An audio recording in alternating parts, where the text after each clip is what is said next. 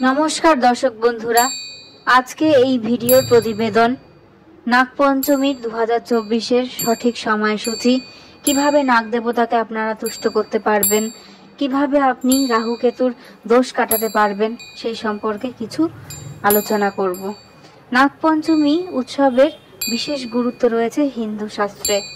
সর্প দেবতাদের উদ্দেশ্যেই নিবেদন করা হয় এই উৎসব, যা দেশের বিভিন্ন রাজ্যে বিভিন্ন সময় পালন করা হয়।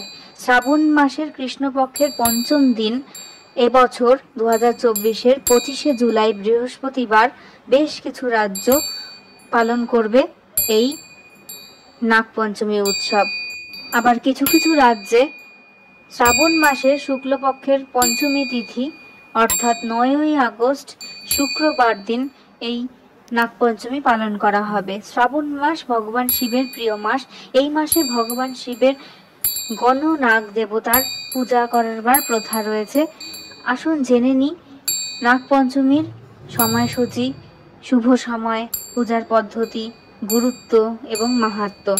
শ্রাবণ মাসের কৃষ্ণপক্ষের পঞ্চম তিথিতে এবছর পালন করা হবে নাগপঞ্চমী, যেটা 25শে জুলাই 2024 সালে পড়েছে।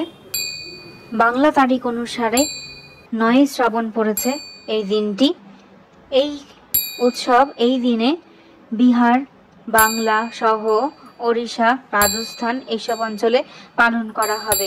এই দিন শুক্রাদিত্য যোগ এবং শোভন যোগের একটি শুভ সমন্বয় ঘটবে, যেখানে শুক্লপক্ষের পঞ্চমী তিথি অর্থাৎ 9ই আগস্ট দেশের বিভিন্ন অন্যান্য যে রাজ্য আছে সেখানে এই তিথি পালন করা হবে।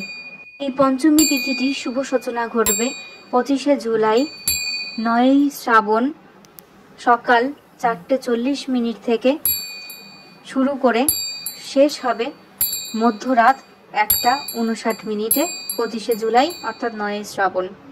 এই দিনে সর্পদেবতা বা নাগ দেবতার পুজো করলে রাহু এবং কেতু সংক্রান্ত বিভিন্ন দোষ যদি আপনার কুণ্ডলিতে থাকে তার থেকে আপনি মুক্তি পেতে পারেন।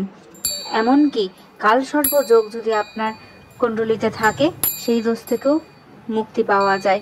পঞ্চমীর দিন এদের পুজো করলে সকল প্রকার বাধা বিপত্তি জীবন থেকে দূর হয়, মানুষের জীবন থেকে সাপের ভয় দূরীভূত হয়। পুরাণে বলা হয়েছে এবং কথিত আছে যে সর্পদেবতা বা নাগ দেবতার পাতালের অধিপতি।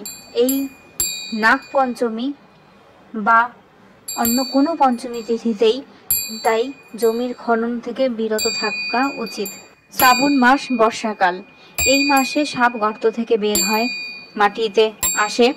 নাগপঞ্চমীর পুজো করা হয় যাতে সাপ বের হতে না পারে, কাউকে আঘাত না করতে পারে। বাংলা, বিহার সহ বিভিন্ন অঞ্চলে কৃষ্ণপক্ষের পঞ্চমী তিথিতে নাগপঞ্চমীর উৎসব পূর্ণ ভক্তি সহকারে পালন করা হয়। পুরাণ এবং শাস্ত্রে কথিত রয়েছে যে পঞ্চমী তিথির অধিপতি স্বয়ং নাগদেব এবং এই দিনে নাগের পুজো করলে কাঙ্ক্ষিত ফল পাওয়া যায়, ঘরে সুখ শান্তি সমৃদ্ধি সবকিছু বজায় থাকে।